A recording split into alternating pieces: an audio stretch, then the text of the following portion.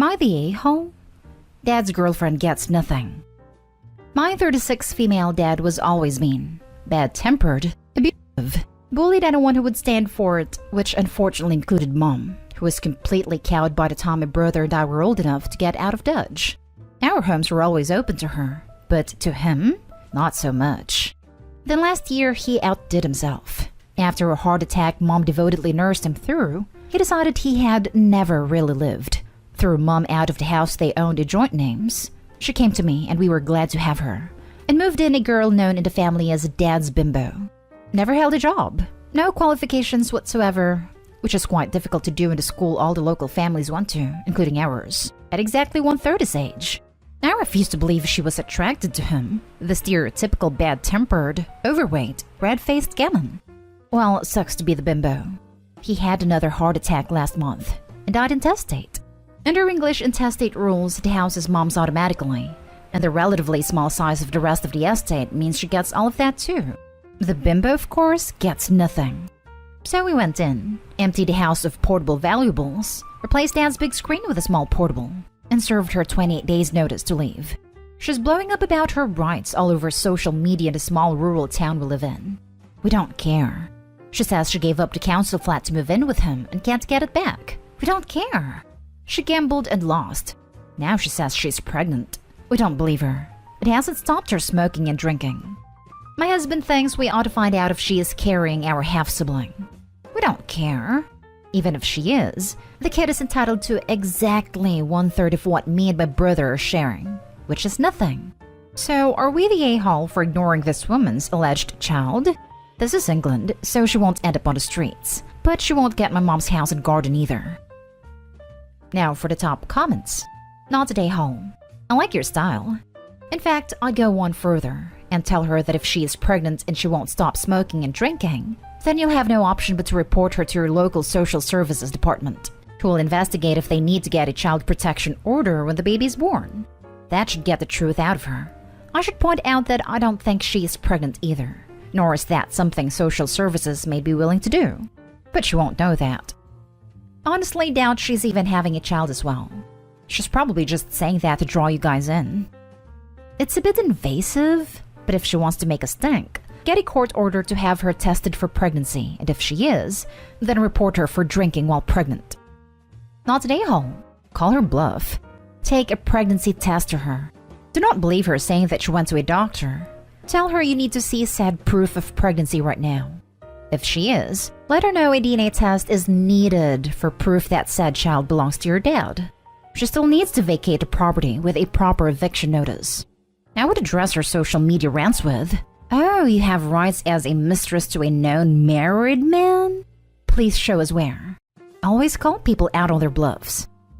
Everyone sucks here.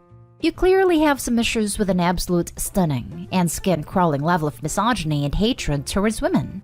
The level of hatred for and objectification of your late father's girlfriend in this post makes me seriously fear for women around you.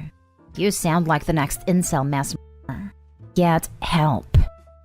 It seems to me you have reading comprehension problems. The OP is a woman, and the dislike is towards one person, not women in general.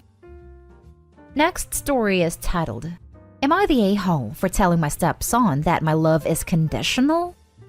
My late husband Derek, 56, and I, 52, have 2 children, 14 and 16 together, and one stepchild, Damon, 28, Derek's son from a previous marriage.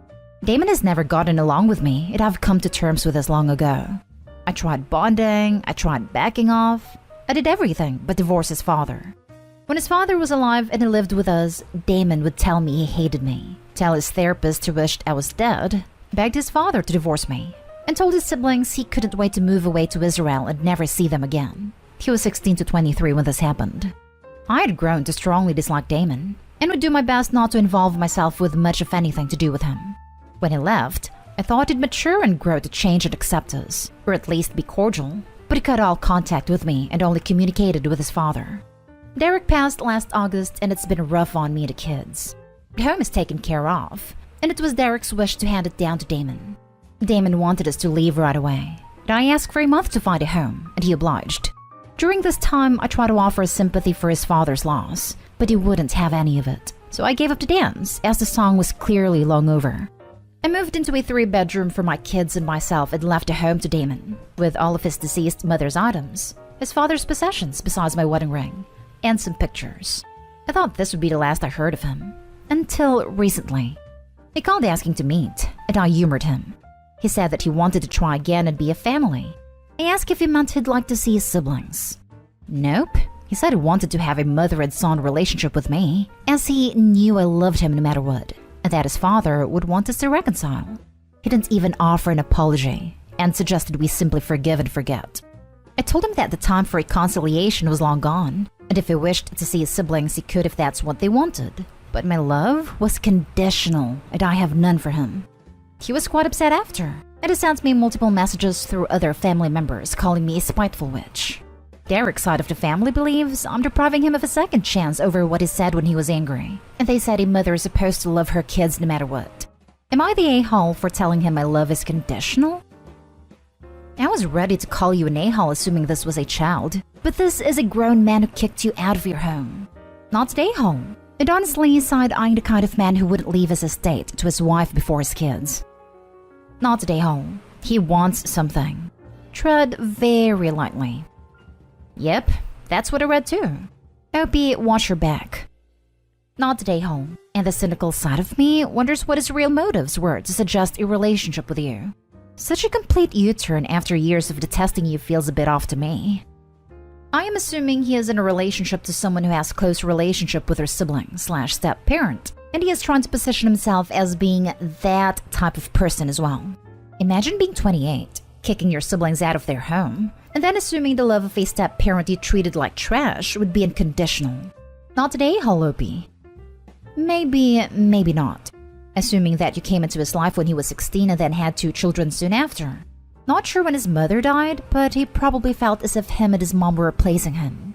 As a parent, it was your duty to make sure to develop a relationship and to never give up on trying.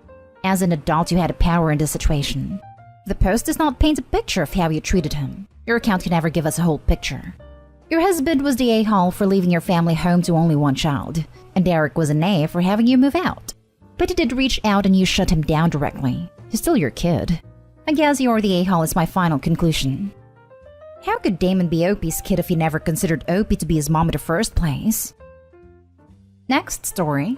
Am I the a-hole for refusing to make an exception for my brother's son to attend my child-free wedding, just because he's a rainbow baby? Hi. I, female 33, am getting married come October to my fiancé Derek. Wedding planning went okay. But as soon as we started sending out invitations, the problems began coming our way. Thing is, Derek and I decided the wedding would be child-free. It wasn't out of the blue, and this possibility was there. We have a 42-year-old brother, Paul, who's married, but he and his wife suffered from several miscarriages and failed pregnancies during their marriage. They finally were blessed with a son that everyone calls a miracle and a rainbow baby. My nephew is 4 years old, and everyone salutes him and treats him as a king. It also turned blind eye to any misbehaviors he has, which caused him to become loud, destructive, out of control and punchless. When Paul received invitation and found out kids weren't included, he and Mom lost it and decided on an urgent meeting with me and Derek. Paul said, "My son is an exception, right?" I said no, and this rule is to be followed by everyone. He argued that I was making a mistake by excluding my nephew. He and Mom went on about how he's a miracle since he's their rainbow baby/grandbaby. Then Paul said he had no problem with my wedding being child-free, but expects me to make an exception for his son.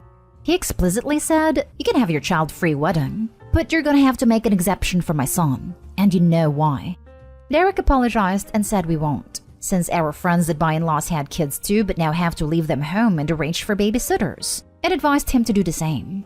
Paul was offended, and said if his son isn't invited then he won't come, and gave us an ultimatum to drop out if we don't edit his invitation. That caused my family to freak out because Paul is the only and oldest sibling I have, and they said his presence at the wedding is a must. I had an argument with Mom and Dad, who said the fact I'm choosing this to be my hill to die on and treating Paul and my nephew like that was appalling. They emphasized how my nephew is special, and I should be ashamed to exclude him even if the wedding is child-free. My parents said that if Paul won't come, they won't come either, which devastated me a lot and caused me to break down. Derek said they were the ones being unreasonable and disrespectful of our wedding, and we should wait, maybe they'll come around eventually. But they've doubled down. This morning my aunt and uncle dropped out, as well as my other uncle last week. Paul told everyone, and they're supporting him and won't come unless I make an exception for my nephew. But that will upset my guests, and they'll call me hypocrite.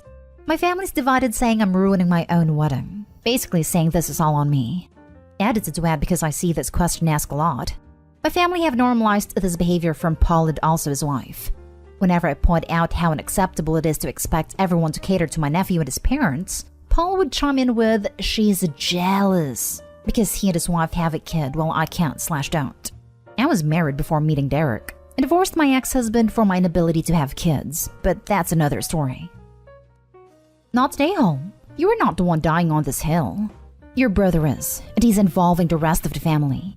If your family cares more about whether a 4-year-old gets to go to a wedding and/a reception, which as the only child there won't be any fun for him, than they do about celebrating you and your new husband, then that will make the decision about which family to spend holidays with that much easier. You're not being malicious. You are making a decision about your guest list. Your wedding is about you and your fiancé. It is not about your nephew, or your brother and his wife. The fact that they are making it about them is absolutely shameful. Thank you for your input.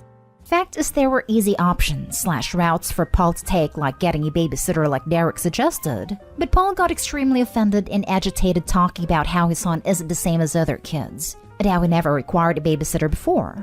Derek kept rolling his eyes, but not out of disrespect for my nephew, but because of the way Paul spoke. Paul called Derek disrespectful, and he then gave us an ultimatum. It's a shame, and I definitely didn't expect this reaction from them. His son isn't the same as other kids. Paul is right in this. His son is going to be the biggest spoiled a-hole ever if your family keeps up this treatment and attitude. I'm sorry for their prior losses, but rainbow babies are not exactly unique. That's why there is a somewhat common term used to describe the situation. This one is their rainbow baby, but he's still a kid. And you've said your wedding will have no kids. Frankly, as someone else commented, this will make holidays much easier as you'll always know which family to spend them with. That is, Derek's side. Just invite your family. Celebrate your wedding the way you and Derek want and enjoy your life without them. When you choose to have a child-free wedding, you have to accept that some guests will not be able to come or won't want to come. You're in essence saying that you are willing to exclude some guests in order to have the child-free wedding you want. Not today, home. Your family are the main a-holes here, but you had to have known this could be the result with these people. You set the rules here, and they're following them. You can't be surprised or mad about it now. Next story. Am I the a-hole for telling my friend her kids not having a dad isn't my problem? I've been friends with Stacy since we were in elementary school. When Stacy was in her early 20s, she was a wild party girl and ended up getting pregnant twice. Before anybody asks, it was consensual. She just liked going to parties. I helped her look for the father of both kids, but many paternity tests later, she still doesn't know. I'm the godmother of both of her kids, and I love them to bits. My son's birthday is next week, which is allowed where we live, and Stacy asked me if my friends don't bring their husbands. I was very confused and asked why. And Stacy told me her eldest daughter has been going through grief that she doesn't have a father in her life.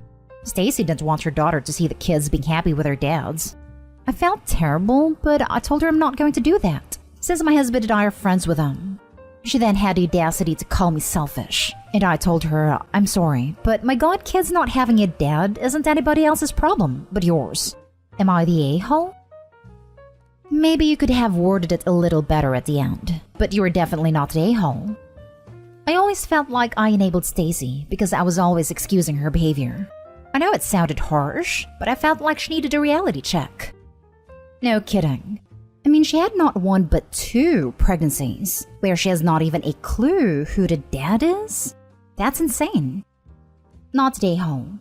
That's honestly quite entitled of Stacy. She can't expect the rest of the world to pretend to be fatherless just because her kids are. I have no issue with partying and casual hookups, but honestly, this is extremely irresponsible on her end. Obviously, I don't know the details of her encounters, and birth control can fail, rubbers can break. But you'd think after the first oopsie pregnancy, she would be a little more careful. Stacy thought you couldn't get pregnant if you weren't ovulating, or if you do it upside down. She's an amazing mother other than that. Now for the last story. Am I the a-hole for not rescheduling my party because it's on my dad's wedding anniversary? Okay, so when I was a kid, my dad got married to my stepmom 2 days after my birthday, which in itself wouldn't be a big deal. But it was a destination wedding, so I had to spend my 13th birthday packing and traveling. Which, whatever. It's only one birthday. Then when I was still a teenager, my dad's side of the family would just celebrate my birthday the weekend before, because of his anniversary. Again, no big deal. Then I'd celebrate with my mom on my birthday. My 25th is coming up and I decided to have a cookout at my house to celebrate and to show them my new place since I moved. I invited some friends, my mom and stepdad and grandparents. I invited my dad and stepmom to be nice, even though I didn't really expect them to come. Well, he called me yesterday and asked me to have it the weekend after instead because he'd be out of town. I said no. Then he pressed more and asked, why not? What's the big deal if you celebrate on the actual or not? It's not like you're a kid. You should grow up and be flexible. I said, no, I want to celebrate on my actual birthday. You chose your wedding date. I didn't choose my birthday. I guess he called me grandma, and she agreed with me that I didn't choose to be born then, but said it's his anniversary, so I should just be nice and have it a different day because he wants to come but can't. Am I the a-hole if I keep it planned for the same day? I just feel like my dad made his bed, and now he can sleep in it. Not the a-hole. You didn't choose to be born on a specific day. Your dad decided to get married on a specific day. Our daughter was born on our anniversary, and you know what we did? We celebrated the weekend after. Her birthday came first to us. When we got married, we chose the weekend after also, as we didn't want her to have to share her birthday with our anniversary. We got to choose the date for our wedding, and it was only right that we kept the celebrations separate. Dad's an a-hole for picking himself, and not making any compromises at all, and expecting everyone else to change things around. Celebrate without him. You'd probably have a better day anyway.